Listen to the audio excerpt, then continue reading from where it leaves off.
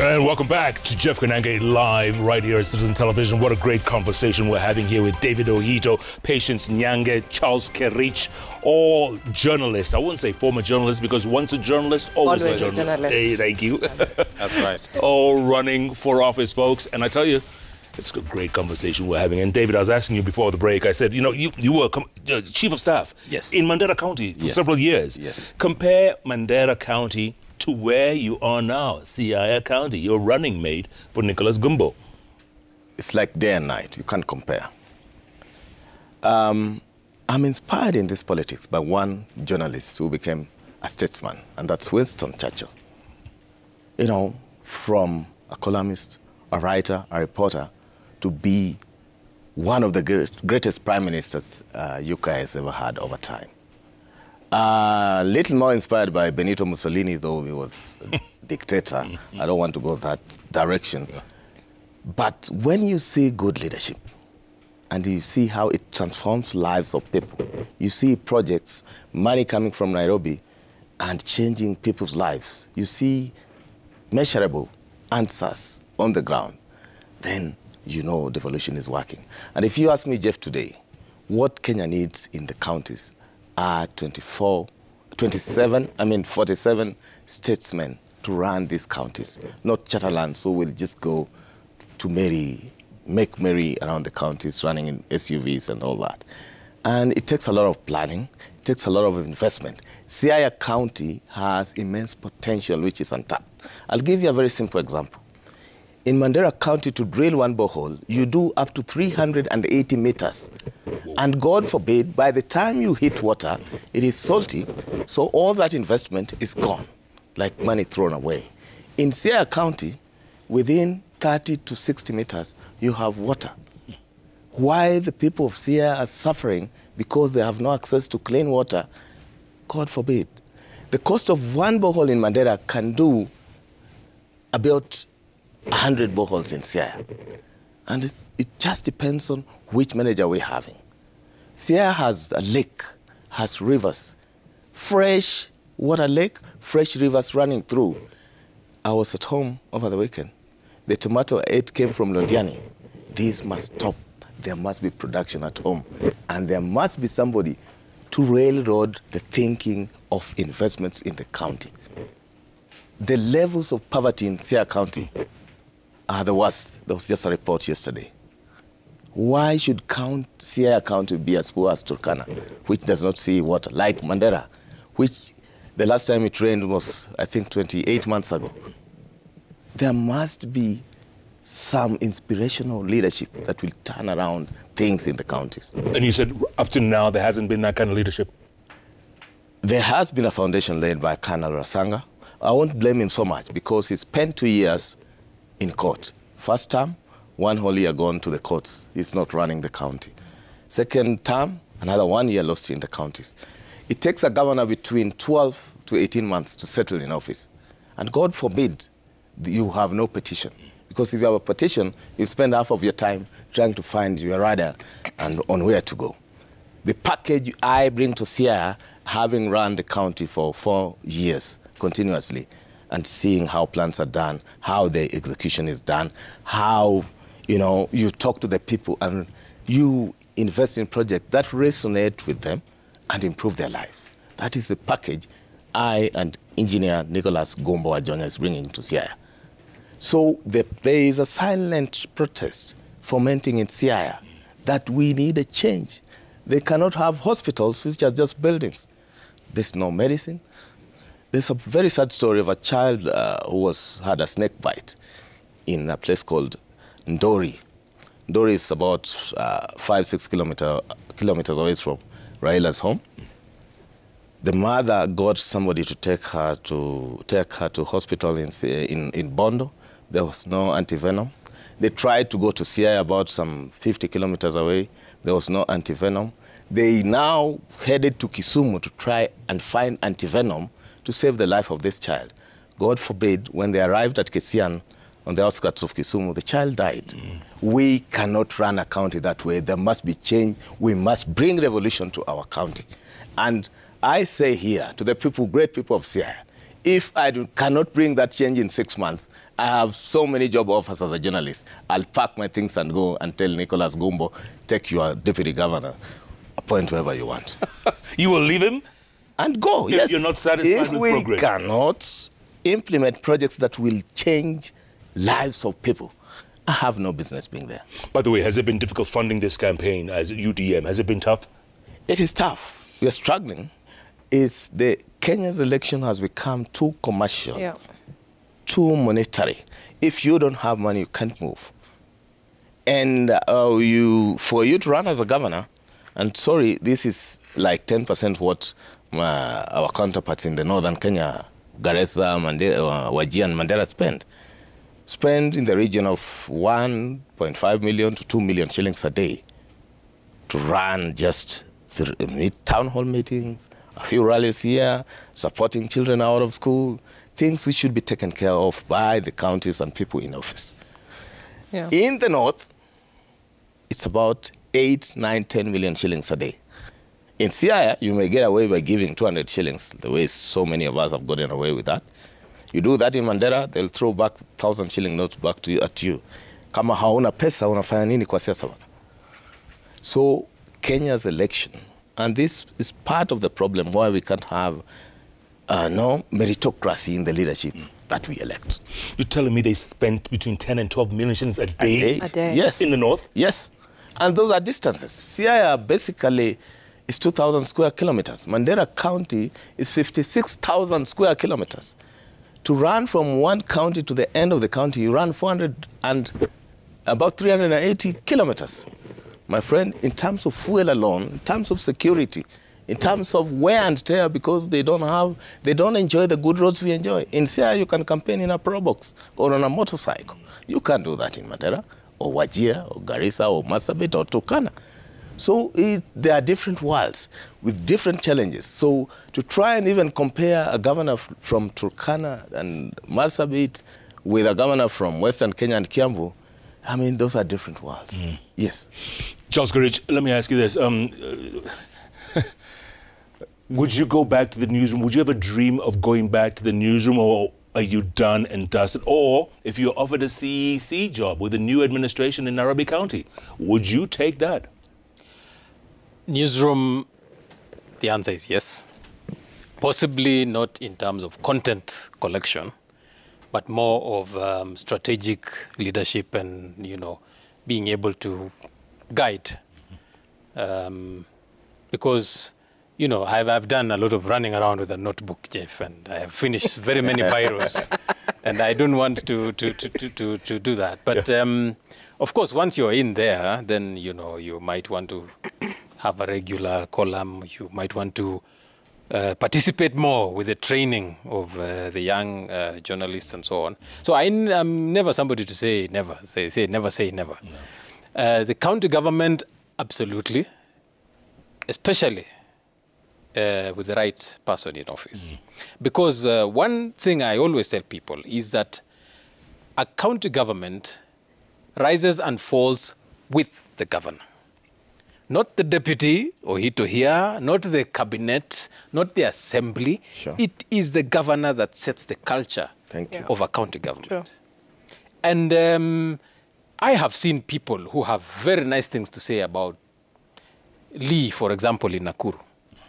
There are people who are really empowering in terms of understanding the talent that they have. Nairobi County government is full of talent. But anybody outside thinks, that's just a corruption cesspit where, nothing happens and so on. Whereas all these people want is to be given an opportunity to work. We have had some fantastic outcomes coming out. But why I would not mind going back also is because, you see, as he says, there is a learning curve. Yeah. And when you join a county government, it probably takes you a year just to understand what's going on. How does the budgeting cycle work? Why is it important to have something called a county fiscal strategy paper? Why do you have an integrated development plan? If you don't have it, what does it mean? Can you still do the services? So that when you have that experience, it would be a waste not to put it into practice. If today I found myself in the county government of Nairobi, number one, I would be ready to hit the ground running from day one because I know exactly what to do. Number two, I think I would also relate with the assembly wing of the county government better because I now understand the MCAs much, much better. But you see, devolution has given an opportunity to better the lives of people. Now, we, for example, have a 35 billion shilling budget in Nairobi County. You collect about 19 billion from the national government. The rest is what is known as on-source revenue. So you have your own revenue that you have to collect. Now, we have had a period of decline in resources. I think the highest Nairobi County collected on its own was under the Kidero government when he picked 12.3 billion shillings. But it is possible. We have the new valuation roll that we've just done that can help increase money from land rates. The Assembly has just passed the Sectional Properties Act that now allows you to give titles to individual apartments, and therefore you can collect more. But let me give you an example, for example, of the affordable housing programs that Nairobi did. So the national government has its affordable housing programs running. The county government had its own. And in my view, I think the county government's programs have been more successful because we have a big project going on in a place called Pangani. 5 acres, we demolished 48 units, and on that piece of land, we are now building 1,562 units. 48 units, now you have 1,562 coming. There's another place called Jivanji in Ngara, another 1,800 units coming. But when there was a deed of transfer and NMS came, the projects sort of lost momentum. So they will say we have made progress. But in reality, there has been no new ground broken. Now imagine bringing a new person from nowhere before they even begin to understand where to start. That's another 2 years gone. Whereas I would know and say, hey, we had another 10 estates in the pipeline. How far are we? Shall we continue? Another thing that comes out is that every year, county governments are summoned before the Senate, and you have seen it. They say in your budget you had money for the South Sudan peace process. What was all this about? Now, that appearance in the Senate after the Auditor General has released his report has become more of a circus than anything else. Because you're called and you're told, you know, you defend yourself and you go, and then the next year you come back, you appear before the Senate, CPAC, you know, the Public Accounts Committee of the Senate, and you answer the same questions. And one time, when I had accompanied Governor Sonko to the Senate, I asked the senators and said, do we learn anything from all these summons and appearances year in, year out? What is the purpose of having all these sittings if nothing is changing? Shouldn't you be recommending and saying there seems to be a thread that seems to be affecting all counties? It emerges that there's a problem with procurement and payment because people are not using the IFMI system for budgeting. So you do the budget on Excel and then you export it to IFMIS. So already you do not have it, yet IFMIS has a module called Hyperion that you're supposed to be using. So my question to the Senate was a very fundamental question, that what is the purpose of the Auditor General giving a report year in, year out? The Senate receives it and devours it and summons senators and says, you had, and then it becomes a TV show being grilled and fried and roasted and whatever you want to call it. But what do you learn from it? What has changed? For the last 10 years, we've been appearing before the Senate. What has changed? So what I'm trying to say, Jeff, is that there must be a way of passing down information and from learning from the experiences that we have, so that I know that I would be a much more effective CEC today than I was before. I'm not campaigning for a job on your show. But Kerichi, you mentioned Governor Lee Nyanjui, right? Yes, in Nakuru. Doing a good job. Who would you want to see? No, it's theory here, but who would you want to see here take over Nairobi County so that, you know, then you can campaign for that job. You said it has to be the right governor. That's what you mentioned a moment ago. I have to be very careful with how I answer this question that you have asked. The front runners are Polycarp Igathe, said to be a corporate titan, worked at the county for a short while before he left, saying that he had failed to earn the trust of his boss, Mike Sonko.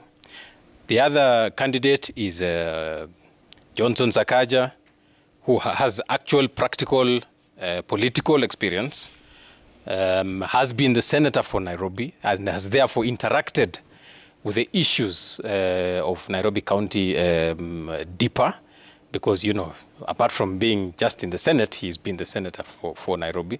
So I'm sure he has a very deep understanding. But to answer that question, I have encountered a situation where somebody, a trader, a small trader with a small, roadside shack, said that she would prefer Sakaja. And we asked why, just out of curiosity. The journalism is still, because they say he's a politician. And you say, what does that mean? Exactly what does that mean? I mean, here you have a CEO who might be able to run things in a more, organized way here. But the explanation of that person is, when somebody is a politician, if ever he demolished my shack, he would give me an alternative of where to go. A CEO would just send the bulldozers and flatten the whole place. And I thought, wow, okay. So are you saying that the thought process of a CEO and that of a politician is different? And she said, of course. You see, a politician does not want to lose votes. So he would not just flatten my shack because, And, it made me pause and think that what exactly is the Nairobian looking for? But you see, Jeff, one thing I have realized is that most residents of the county don't really know what goes on inside the county government. And that is in all counties. They don't know. They just know there's supposed to be public participation where a mic is passed around and you say your bit until you run out of saliva, pass the mic to the next person. But is it really implemented? Do you know that if somebody sat in City Hall and collected all the garbage that was available and sealed all the potholes, the public would hardly ask for anything else? Because whatever they see has been done. So there's no garbage and there are no potholes. But where does the 35 billion shilling budget go? So I think that Nairobians should really have a lot of introspection and think very carefully, not vote tribe. Please, this is Nairobi for sure. We shouldn't be thinking, what tribe are you, Jeff? What tribe are you? Nairobian. I don't know. Yeah. So, just think very carefully and see that you want somebody to give you value, not just to collect the garbage and cover the potholes until you have no other issue to raise. But that is for Nairobi. But there are general issues touching on the whole country that during my campaign in Bomet I encountered, and they were so endemic that I realized these are serious problems. And let me just mention a few because I don't want to hog all the time. But number one, I wish the Cabinet Secretary for Interior, who is in charge of coordination of government, can get to know some of these things that happen in the village level. There is something called cash transfer for the elderly. Have you heard about it? Anybody over the age of 70 is supposed to receive government money. There is a lot of opacity in that process. There is no clarity. This one gets, that one doesn't get. And everybody wonders, why does so-and-so, mama so-and-so get and I don't get? Could they please just try and streamline that using the provincial administration and ensure everybody gets? Number two. No, wait. We can talk about that all day. It's going to take all night. Let me ask Patience real quick. Would you go back to journalism before we go to the magic wall? Would you go back to journalism? If you lose to Samboja? Yeah, but I haven't. The last time I was in a newsroom was in the year 2012. And I think I'm still largely a journalist, because from there, what I've done is really journalism, but I moved from journalism to corporate communications. I moved to public relations. However, in the last 2 to 3 years, I've served as a board member of the Media Council of Kenya. What I've really done is Media Council regulates the practice of journalism in Kenya. So I'm still largely a journalist. I love being one, but it's skills that I have. I have my voice that I can go back to the newsroom and use my voice. I love being in radio. I could easily go back and have a show and, entertain people and speak about my life experiences. When I started as a young girl of 21 years, now I'm heading to 40. So I have really gathered life experience of about 20 years. So when I get to show today, my experience is different. I'm a different radio presenter altogether. But I still have my voice. I still have my understanding of what journalism is. So I think I will one day do my show. I would love to be a journalist, but I'm not sure if I will want to practice now. Yeah. Yeah. All right. I'll have to do more public relations. Okay, let's go to the magic wall. Lots of feedback tonight. Lots of feedback. Tweets coming in very thick and very fast. Nahashan J. Adero says, Taita Taveta is rich in springs and mineral resources, complete with Kenya's premier university of mining. Huh? What transformational agenda does Nyange, the governor, have for collaboration with the university for knowledge-led socio-economic transformation? Patience, did you hear that? Yeah. I did. Okay, what's your answer? What transformational agenda do you have?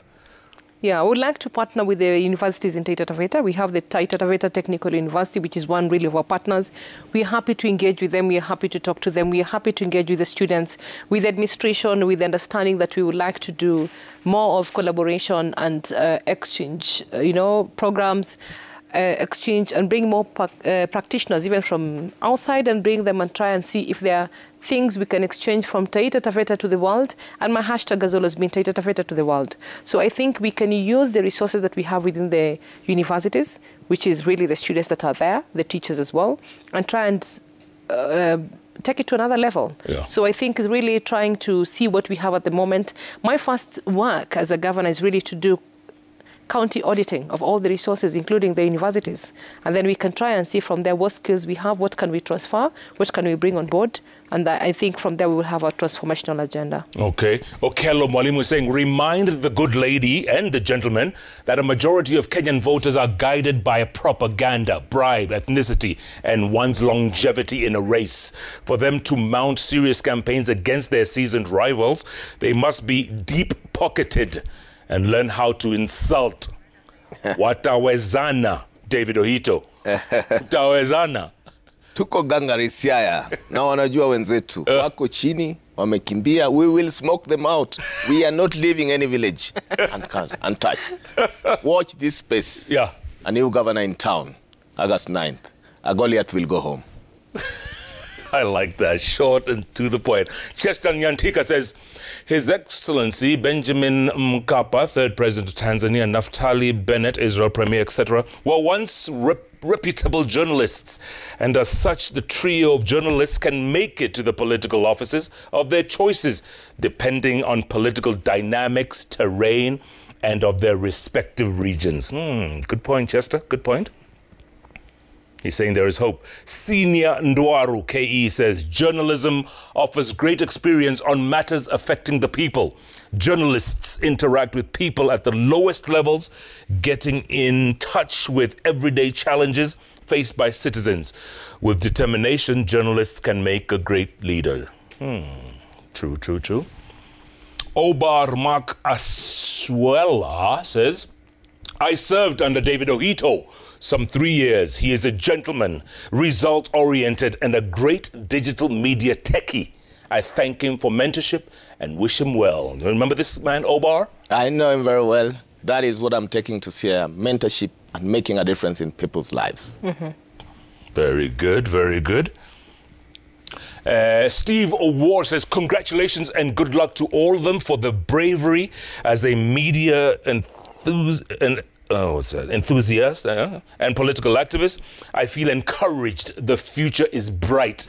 God bless Kenya. Nice. Good tweets. Good tweets. Okay. Patrick Kamau says, brilliant minds, great ideas, offering possible and practical solutions.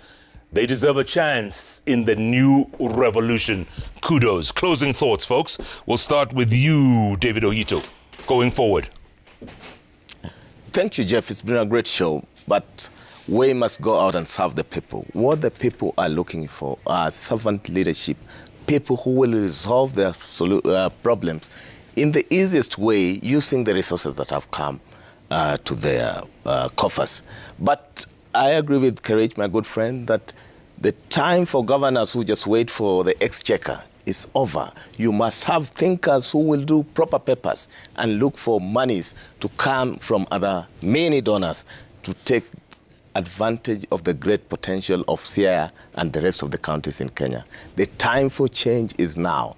You people of Siaya must elect the right leadership. We don't want to recycle old leadership that has nothing to show. Thank you. Just like that. Kerich, you go. Closing thoughts going forward. Our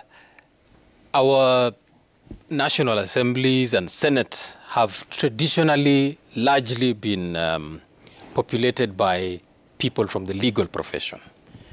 They seem to have some advantage in terms of getting into parliament and maintaining those positions, so that getting media people or journalists into parliament was considered quite new. And there are some names that you read out about our colleagues that have broken that ground.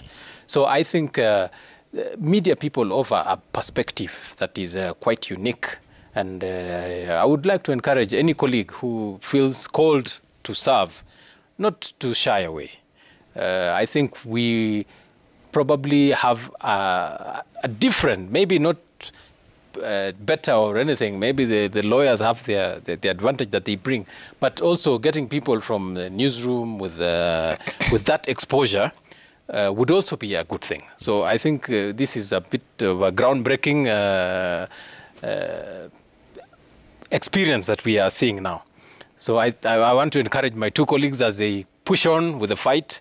I have personally pulled out of the race. I am here now, available to come for a cup of tea in your office tomorrow, Jeff. Absolutely. But I think it's been a good run. Yeah. And I think Kenya really does need to think very carefully about the leadership that it gets. Let's look for people who can move our country forward and not just people looking for employment. Absolutely. Patience Nyange, you had the first word. You get the last word. Yeah, thank you very much. Thank you, Jeff. It's been a brilliant show.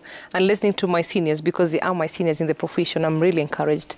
For Taita Taveta, I think it's a time for us to imagine our possibilities. It's a time for us to engineer our possibilities, to think of how we can change that community and give and think about the generation that is behind us. So I'm looking for an opportunity to serve my people. I am ready. I am capable. I am a woman who is capable, because most of the time, they look at you as a woman and they go like, ataweza kweli? We are ready for a woman governor. The county is ready and we are up to the task. And my able deputy governor, Mr. Dalton Magogo, he's also able and really ready to serve the people. So we are here, we are looking for an opportunity to change the fortunes in Taita Taveta.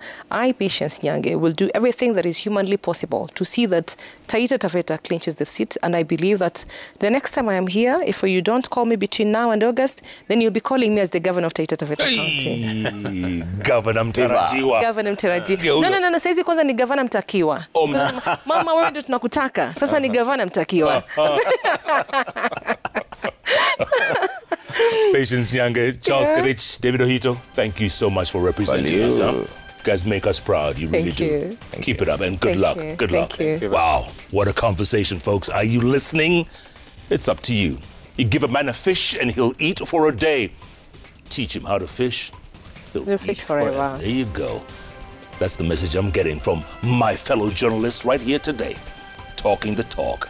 What do you think? Keep tweeting at Koinange Jeff, at Citizen TV Kenya, the hashtag JKLive. And remember, if it's Wednesday, it's those three letters on the keyboard that follow each other. JKLive. Thanks so much for watching. Good night. Good luck. God bless you all.